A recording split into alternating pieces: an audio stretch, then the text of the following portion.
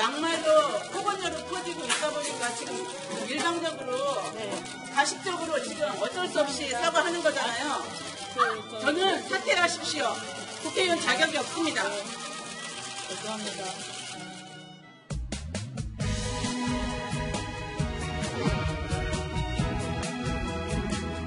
답하는 아줌마다 이런 말을 해서 막말 파문, 오히려 저는 올바른 소리를 한 의원이시라고 생각해요. 그 감정을 불러일으켜서 그분들에게 더 분노를 일으키기 위한 하나의 조작에 불과합니다.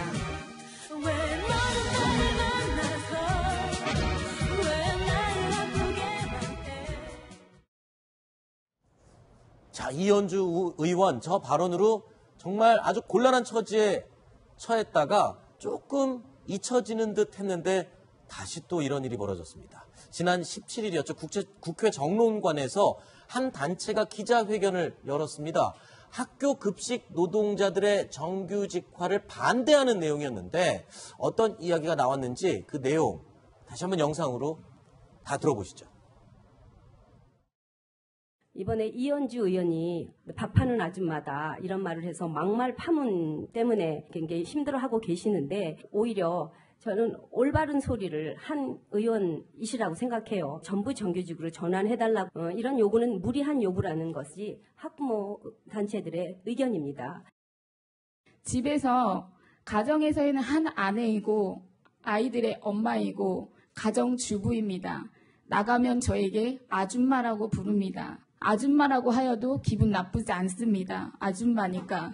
그런데 왜 그런 말이 기분 나쁠까요? 이것들은 그 감정을 불러일으켜서 그분들에게 더 분노를 일으키기 위한 하나의 조작에 불과합니다. 자, 송철업 기자, 지금 저 기자회견을 한 전국 학부모 교육시민단체연합 어떤 곳입니까? 네, 일단 이 단체 같은 경우는 그 박근혜 정부에서 추진이 됐던 국정 역사 교과서에 뭐 찬성을 그 폐지를 반대한다든지 또 이제 박근혜 전 대통령의 그 탄핵에 반대하는 태극기 집회에 또 적극 참가하고요.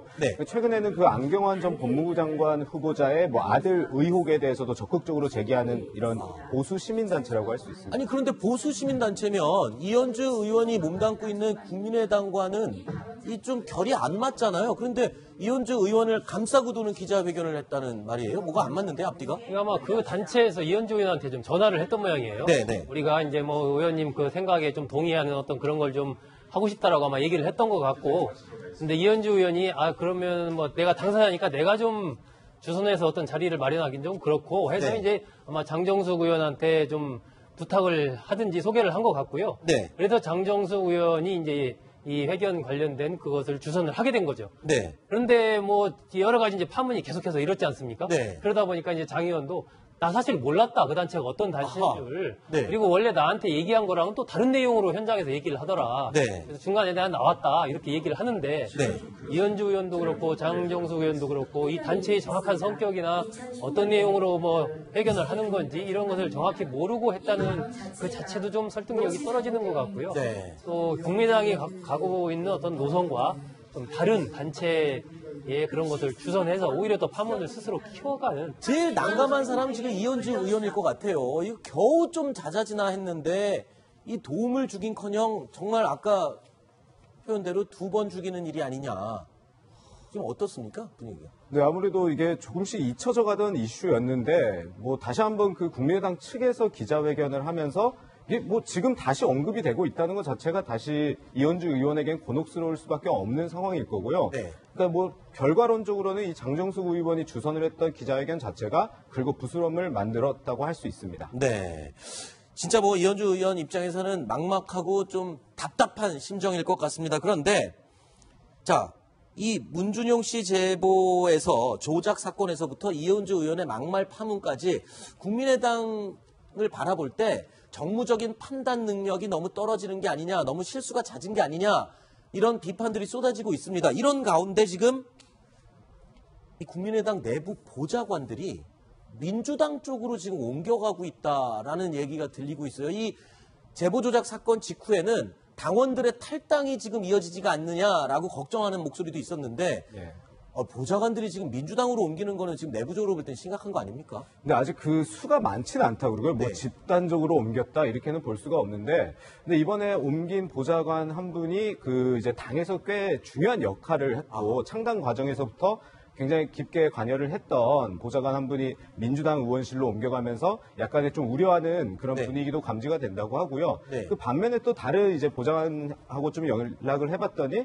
결과적으로 뭐 자기 그 직업 선택의 자유일 뿐이지 아하. 지금 당장 뭐 보좌관들이 술렁해서 집단적으로 민주당으로 옮긴다든지 이러지는 않을 거다 이런 또 시각도 있긴 합니다. 사실 의원들이 당을 옮기면은 보좌관들이 따라가잖아요. 그럼 자동으로 바뀔 수도 있는 거고 또 의원이 뭐 사건에 연루가 돼갖고 자격을 박탈당하게 되면 그 보좌관은 뭐 어디 딴 당으로 갈 수도 있고 그런 거 아닙니까? 보좌관들이라는 게 원래? 보좌관들이 사실 당을 자주 옮깁니다. 아, 그래요? 왜냐하면 자기 의원, 자기가 모셨던 의원이 사실 재선이 안 되면 그렇죠. 항상 일자리를 잃게 되죠. 그래서 같은 당에서 옮기는 경우도 많지만 왜냐하면 같은 당에서는 서로 소개를 해줍니다. 그러니까 약선할 의원이 지금 당선된 의원에게 내가 같이 데리고 있던 보좌관인데 네가 좀 썰 수 있겠느냐 이렇게 소개해주는 경우가 많기 때문에 네. 서로 같은 당 옮기지만 사실 이번만 하더라도 그러니까 지난 총선 때만 하더라도 한국당이 150석이 넘었다가 107석으로 확 줄어들었습니다. 그렇죠. 굉장히 보좌관이 많이 나왔죠. 그래서 그 보좌관 중에 상당수가 사실은 국민의당을 옮겼습니다. 한국당의 보좌관 중에 굉장히 많은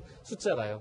근데 또 이제 지금 국민의당이 얘기하신 것처럼 굉장히 어려운 지경이죠. 네. 여러 뭐 문주정 조작 사건부터 시작해서 이현주 파문까지 그리고 또 이제 구심점이 없고 어떤 지휘력을 상실했고 사실상 지금 그렇기 때문에 보좌관의 입장에서는 과연 다음에 재선이 되겠나 생각할 수 있겠죠. 내 의원이 안 될 경우는 자기도 일자를 잃기 때문에 미리 옮길 수 있다. 뭐 저렇게 생각이 됩니다. 보좌진들이 이제 많이 전문화됐어요. 네. 과거에는 이제 어떤 당에 속해 있으면 그 당에서만 네. 계속 있어야 되는데 요즘은 이제 상당히 어떤 전문성 가진 보좌진들이 많이 생겨나면서 네. 정당과 관계없이 많이 옮기는 그런 경우가 생겼고 이번 같은 경우는 이제 민주당의 보좌진 일부가 이제 청와대로 들어갔지 않습니까? 네. 그 공백이 생겼으니까 그 공백을 이제 국민의당 보좌진들이 옮겨가면서 여러 가지 지금 말이 나오는 건데 그런 효과는 있는 것 같아요. 이제 국민의당 제가 아는 한 사람도 국민의당 보좌진 쪽에서 어떤 제안을 받았는데 네. 가는 거에 대해서 굉장히 이제 망설이게 되는 거죠. 국민의당이 현재 상황이 안 좋으니까 네. 저기 가서 정치적인 어떤 미래가 있을까? 그러다 뭐 한 1년 지나서 또 잘리는 거 아닐까? 네. 이런 효과들이 있기 때문에 국민의당으로서는 뭐 안팎으로 여러 가지 지금 안정이 안 된 네.